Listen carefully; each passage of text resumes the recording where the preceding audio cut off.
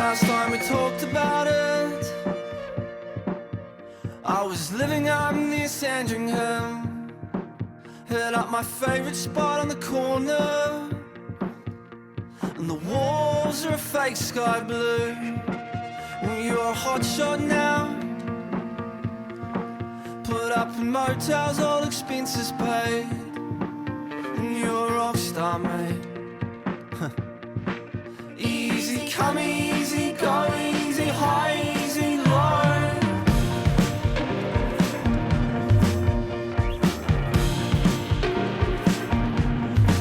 I wanna get back on that train, quit my job and take the overnight north. Well, there is so much hope in a name, but we weren't built for this game, we never die for this, mate.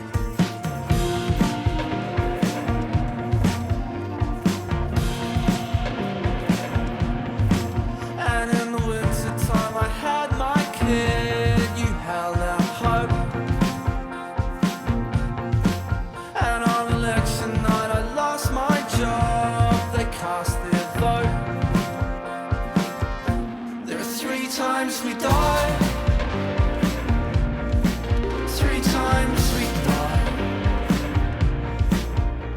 Now we found a place on Jackson Street, blood red walls and we're 2 beers deep. There was talk about a future and I want us to believe in it. Ask me, is it worth it? I say yes, I wanna scream it.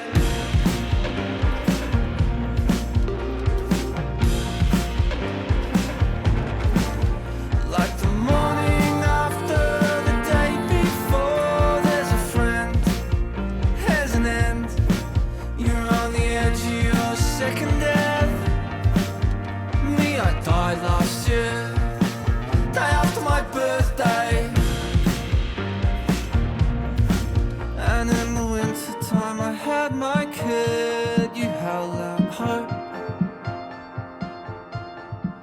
And on election night I lost my job, they cast their vote. And on the internet I just can't seem to feel.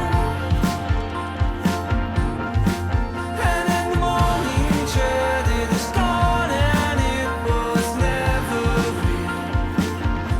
There are 3 times we die, 3 times we die. There are 3 times we die, 3 times we die. Supermarket seats from your late mother, new life on my windowsill. Just trying to grow this thing, just trying to know this dirt, just trying to be that hill, forever standing there. And all these photos and books unread still feel the emptiness and all that stuff you lived. Put every sentiment into storage. We can sort it or ignore it.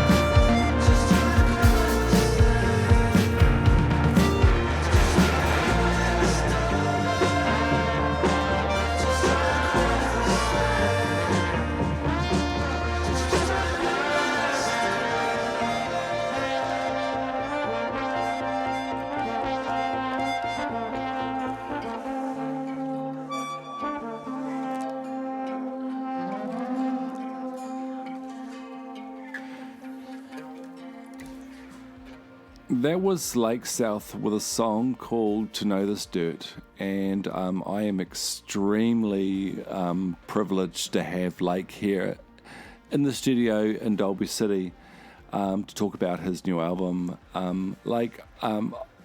First of all, I just want to say I love your naming of personal places in your lyrics and your songs. You know, I'm thinking songs like Holloway Road, Mount Victoria, Auckland's Union Street, South Coast, Sandringham, Jackson Street, Moxham Ave. There's so many. It's such a great way of instantly connecting people with a song. It's the power of the landscape and association. It's way more, it's brutal. Is this something you do intentionally to people who listen to music? I really like listening to music that puts me in a place and references a real town or street or something like that, and it even if I don't know the place, it kind of I don't know, makes it real,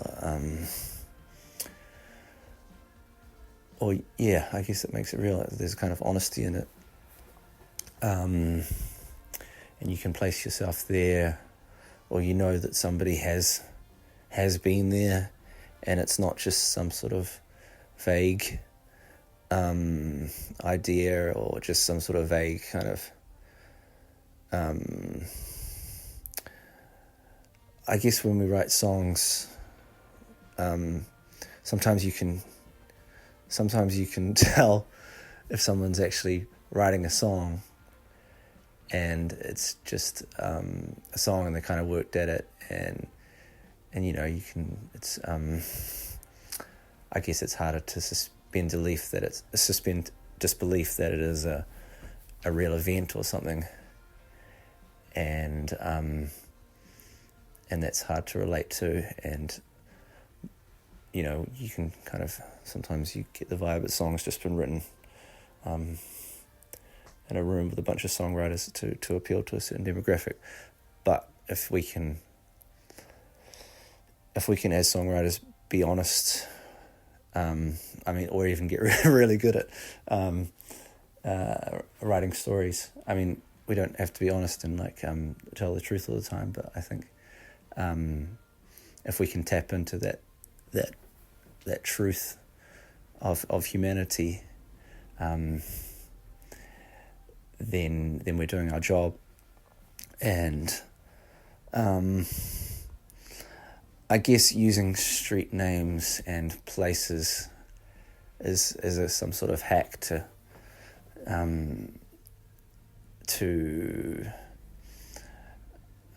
bring that kind of person, that intimacy to a song, and that sense of place, and I guess that honesty and truth.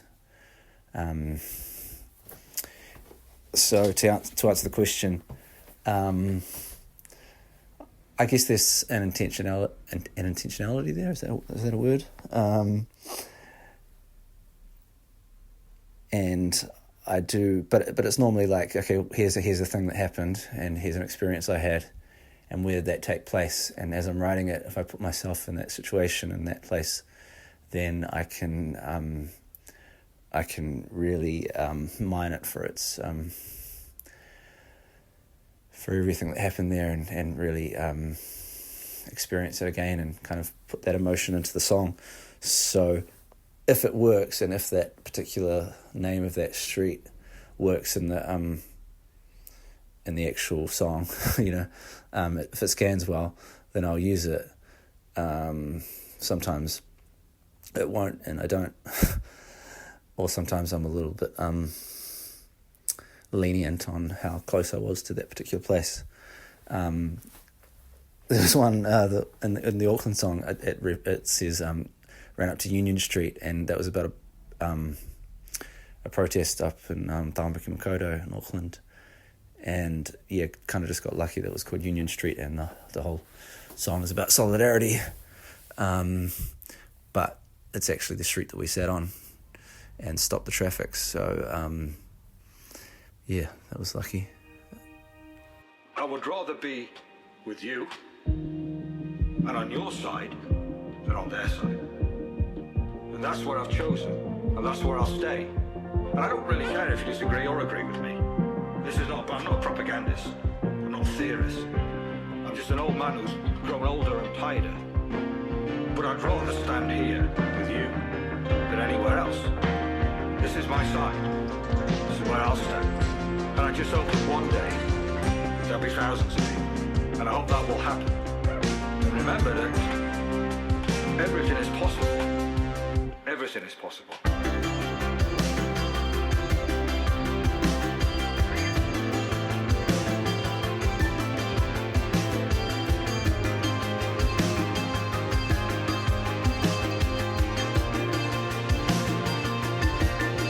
Ran up to Union Street and sat on the asphalt. We shook hands as equals.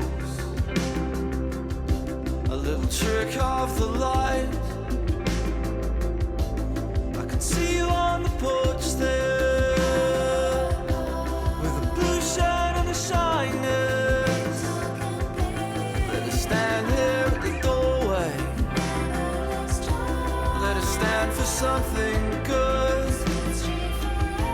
This is Auckland and it's falling.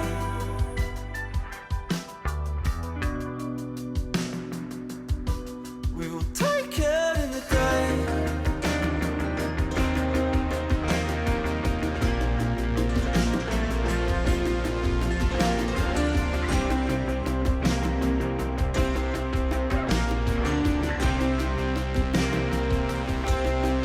Passing out water as we link arms with strangers. You came all the way from Wellington. I came looking for a fight, just faking it till Sunday night. Just clinging on, just clinging on, just clinging on to our lives. 'Cause it goes on forever.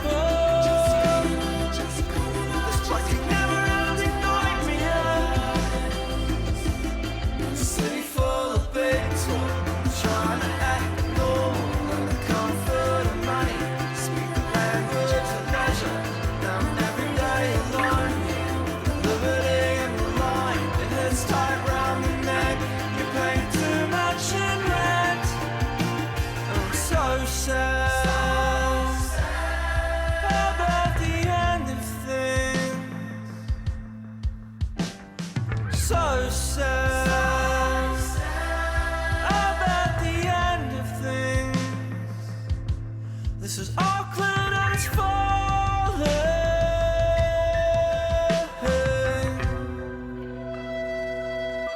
We will take it in the day. Hey, I think your music is like just this brilliant, like uplifting pop music. Like I just want to know, like, what's your buzz? You write these really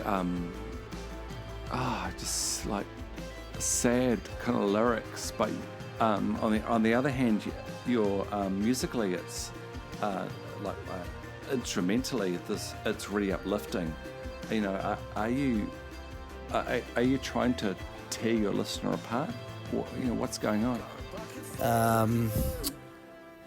It is not my intention to tear the listener apart.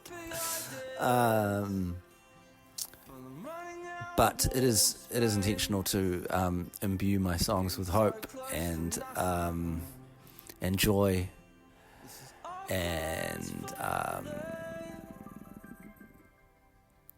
a sense of solidarity. That things are possible, that something is always possible, and that despite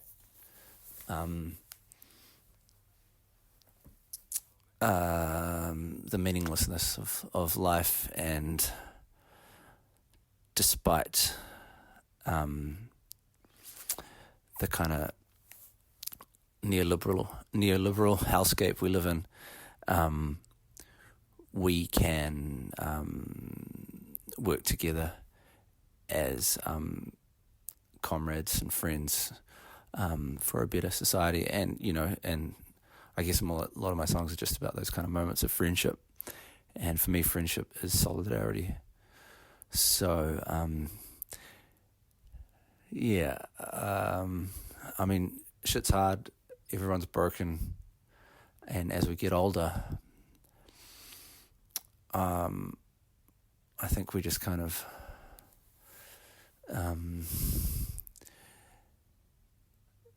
realize how broken we are, and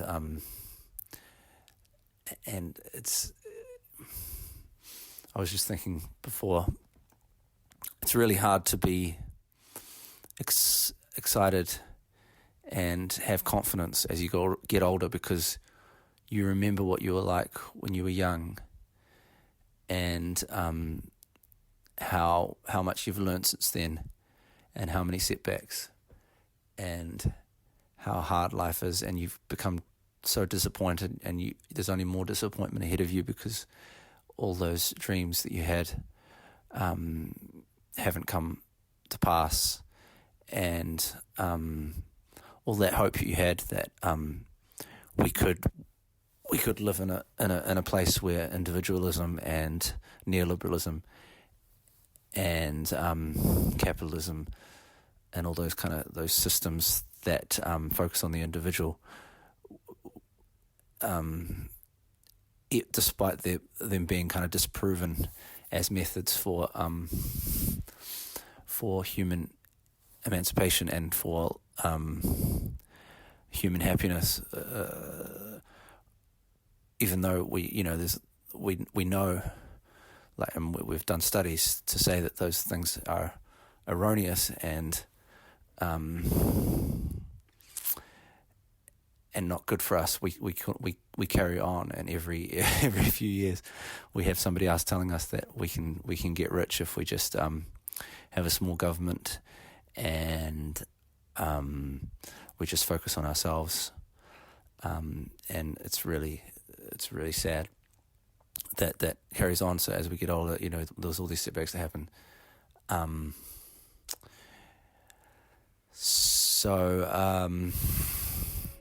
I guess, I mean, my songs are just kind of stream of consciousness, as you could probably tell, like I'm talking right now, it just kind of goes around like that.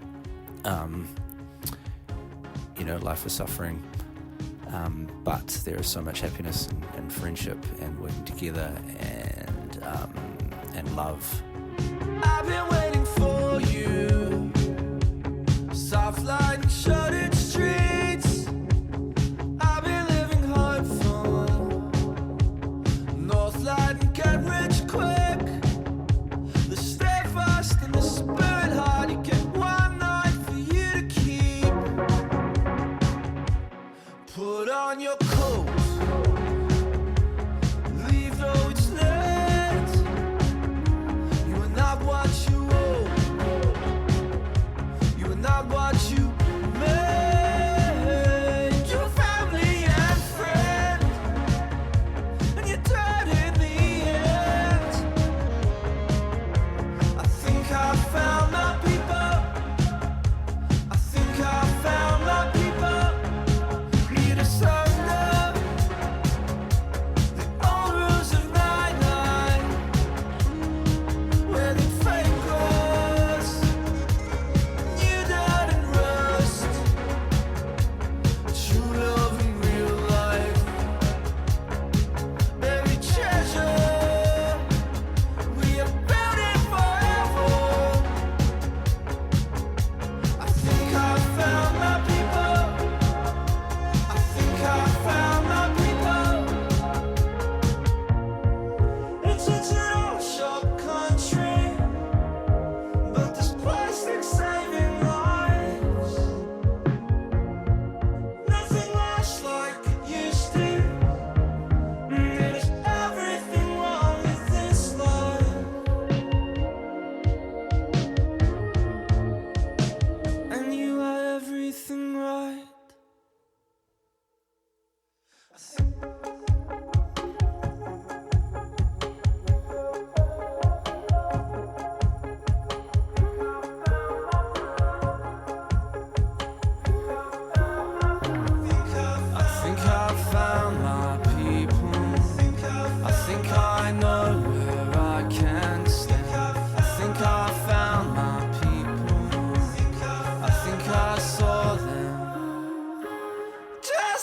through the week.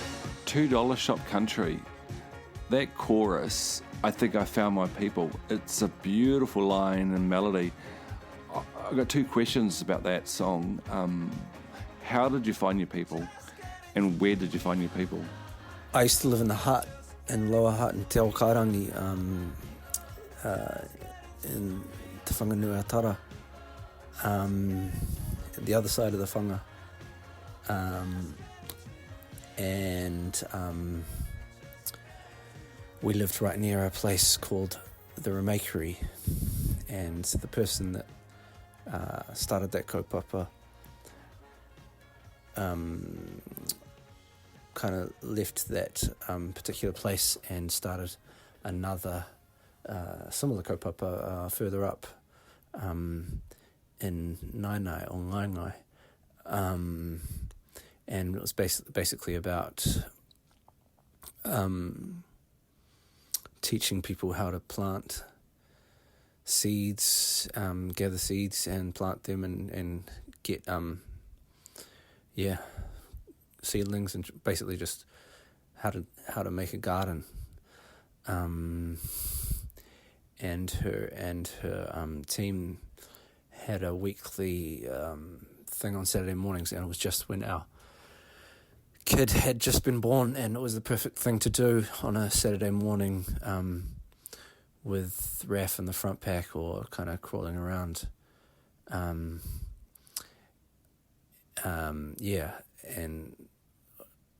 I guess we could learn how to garden because neither myself or my partner are experts. So it was a really cool thing to be to meet some people in the local community and learn about gardening, and it was just a beautiful thing that we went to for a few times, but then with all the kind of changes and naps that happen when you have a kid that's growing up, we weren't able to go after a little while, and that was really sad. So I found my people there, and where did I find them? Under the old roofs of Nainai. Just up the road. Speaking of people, who plays in your band? Band, okay. Pretty happy with the band at the moment. We are a 4-piece or a 5-piece, depending on the shows. Mainly a 4-piece, and that is myself on guitar and singing, and Penelope on the keys and singing. Sometimes a bit of percussion as well. And then Theo is on bass and, a little bit of BVs. And Eddie is on the drums. But, they're all very, very talented musicians, a lot more talented than myself. Well, I don't really like the word talent. I would just say that they've worked hard on various things and have a lot of skills on a lot of instruments, and also understand music theory, which I don't at all. Oh, maybe Eddie less so, but Eddie is one of those people that can just pick up anything and get a beautiful sound out of it. So yes, we're playing together. They helped a lot with the album and sort of songwriting advice, but also adding great flourishes. Penelope is amazing with coming up with harmonies, and just got a beautiful voice and is able to do amazing things with it.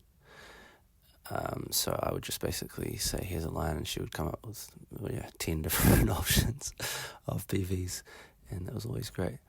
And Theo played a little bit of flute on the album, and some guitar and bass, and Eddie played, I think most of the guitar solos on the album are from Eddie,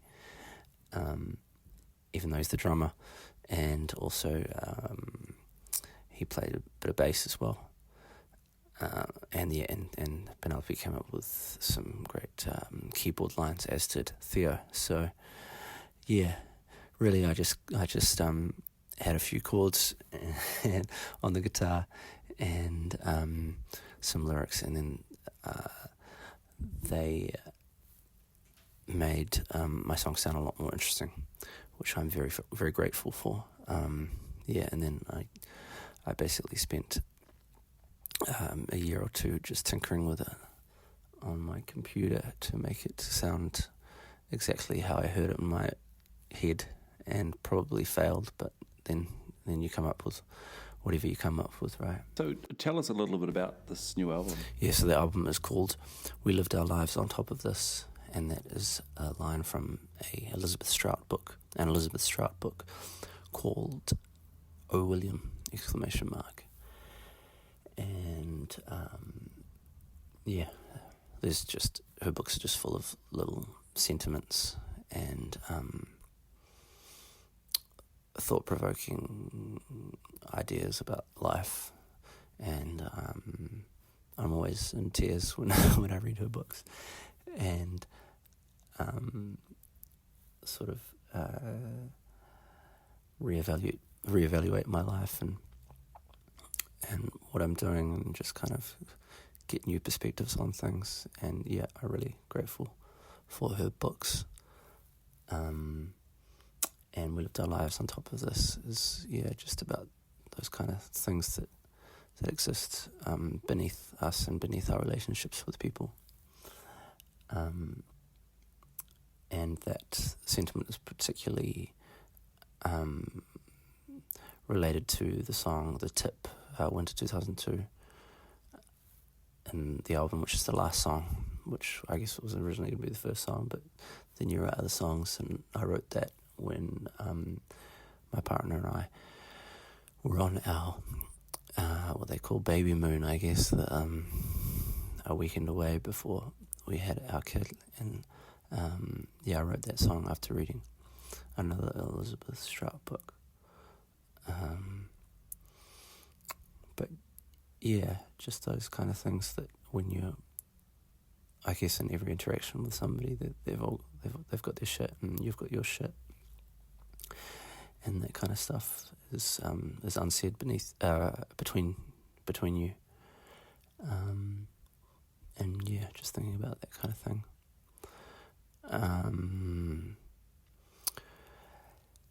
Yes, so now the album is out, and it is no longer my problem, really. And it'll be fun playing the songs live, but it just exists as a thing in the world for people to listen to, should they choose to, and hopefully get something from.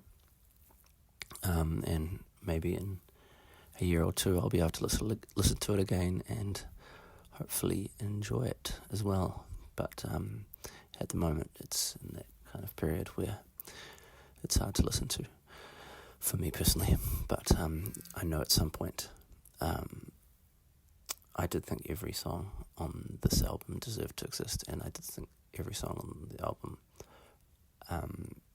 was a great song.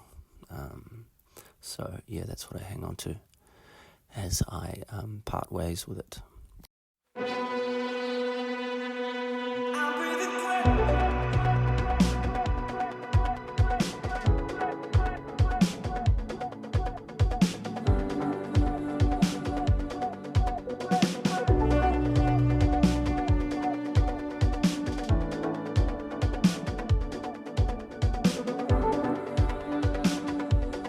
I'm looking down that path at the day ahead. A thick grey weight at the porch. It's too damp and too damn early.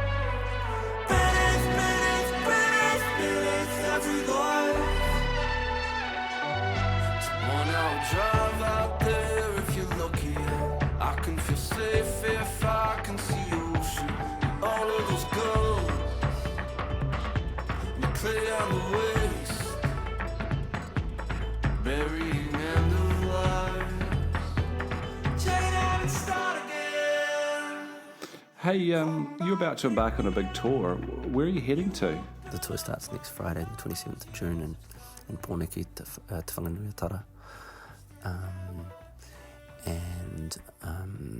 Yeah, that's at Meow, and then we go to Tāmaki Makoto on Thursday, 10th of July, then Tauranga Moana to play at the Incubator, or it's called the Jam Factory, and then last place in Kirikiriroa, and then we have a week off, and then we go down to Waipounamu, to Ōtautahi Christchurch to play at Space Academy on July 25 maybe, or 26, and then Pearl Diver in Otipoti. Yeah, so that's the tour, and very much looking forward to it. Oh yeah, one thing about the band that I was going to say is that, yeah, we have Ato is playing percussion in the Wellington show, the Pōneke show, and yeah, that's awesome to be able to play with him, but we can't really afford to bring on the rest of the tour, unfortunately, unless all of a sudden we sell hundreds of tickets. So yeah, we'll be a 4-piece.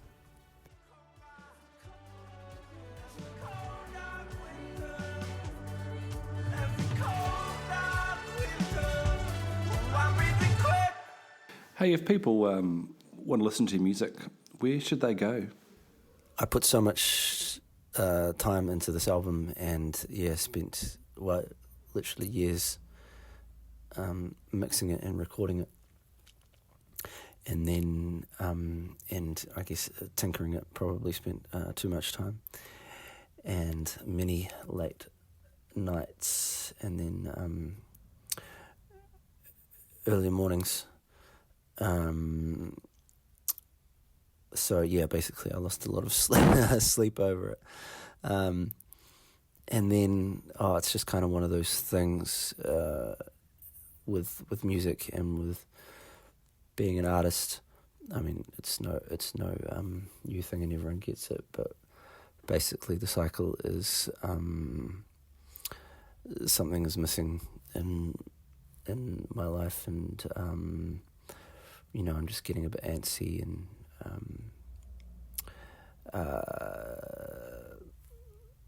struggling to face life's challenges. So find time to write songs and I guess make sense of the world and my place in it, and I guess give myself a voice and make something, and then have a desire to sort of package that up and make it sound as good as I can. And then part of that process of creating it is to let it go, as I mentioned before, and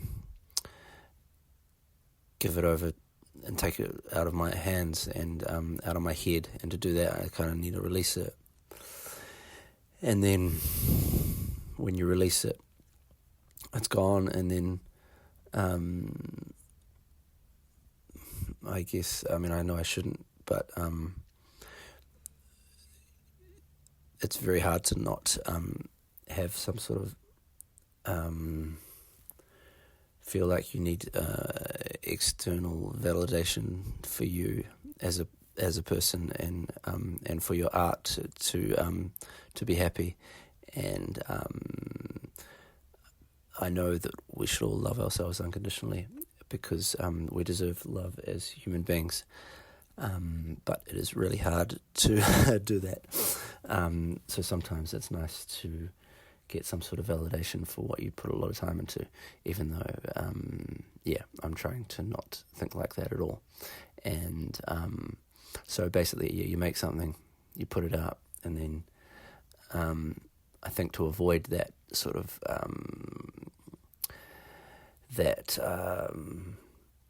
impulse to want to receive validation and want to receive sort of good reviews and some sort of nice words or whatever it is about what you've made, to avoid getting into that trap and waiting for that, and needing that to feel happy as soon as possible. You want to get into making something else. So yeah, that's what I want to do now, but that's not really what the question was, which was more like, how can people listen to the album? And people can, I guess just stream it. But I think the reason why I wanted to say that is that,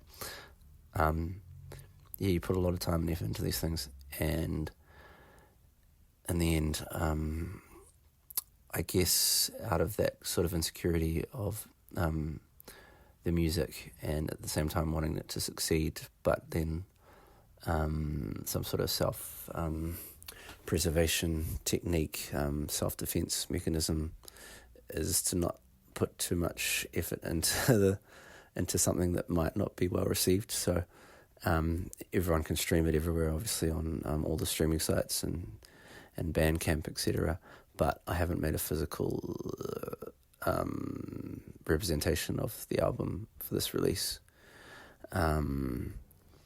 mainly because I guess I don't really have any buy any kind of physical music these days, and it's just so expensive to make that kind of stuff, and I didn't want a box of CDs or records sitting in my house. So yeah, if people demand it, and people, it ends up that people like the album, then potentially make something physical. But yeah, I don't know if that will be the case, and yeah, I think in the end people will listen to it digitally. I mean, that's not to say I don't miss listening to things on record players, and I guess that's how my love of music started, was listening to my dad's old records up in deep Karori in Wellington. But yeah, for now, it's just digital. I guess Bandcamp has the highest quality files, but yeah, it's kind of a shame not to have something physical. But to be honest, I don't even know where I'd play it. We do have a CD player in my car, so I think that's probably what I would make if I made something.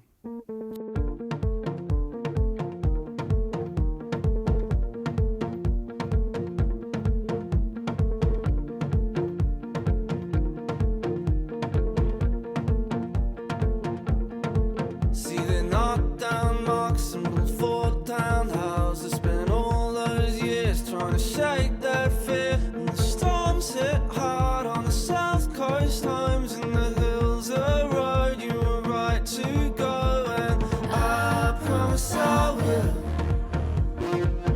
do my level best to make it out. I promise I will do my level best to make it out next year. Give me a call when you can. Ooh, give me a call when you can. Ooh, people go away and they come back to live. We'll stay. People go away and they come back to live. We'll stay.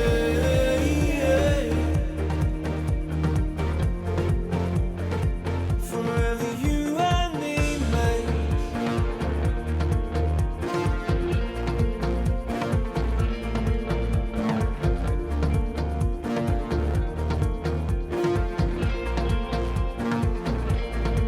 Yeah, laundry's closed. I was last to know. Well, the end comes fast when you all things past. I still feel that shaking. The words like paper. The land we labor was never our savior.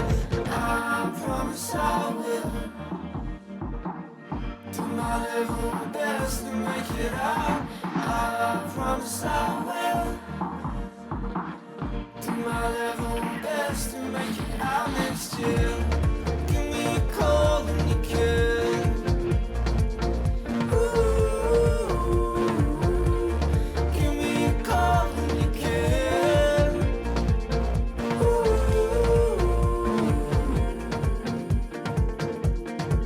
People go away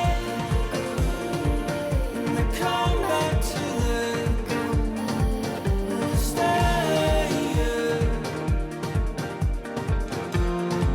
People go away and they come back to the stay.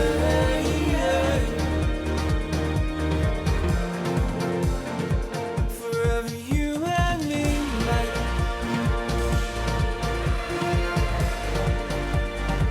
forever you and me, like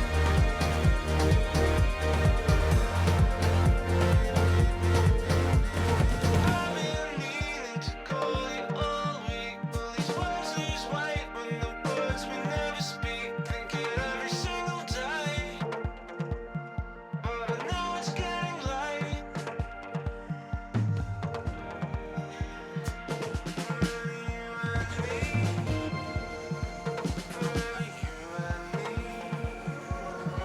Forever you and me, mate.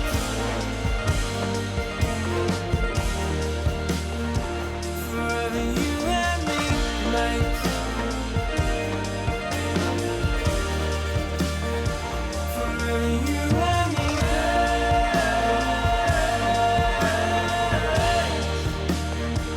forever you and me,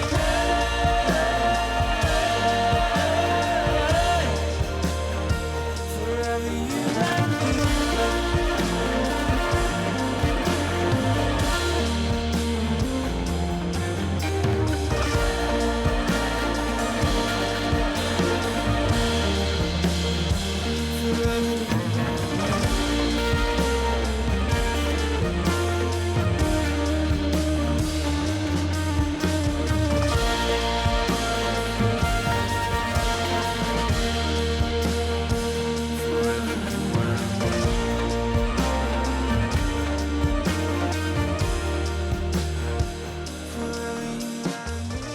When I moved back to Wellington from being overseas for a really long time, and Joe was here. He was the only one here. And I was like, cool, Joe's in Wellington, sort of. And then Lake's like, oh, I'm coming back. And Lynn then was like, oh, I'm coming to Auckland. And Lake was up in Auckland as well. And then within 6 months, they were all going to Wellington, and it was like such a huge boost for me personally. Like, Joe, love Joe. And then it's like Lynn's here, and it's like fucking Lake's here. It's like fucking crew. Straight up.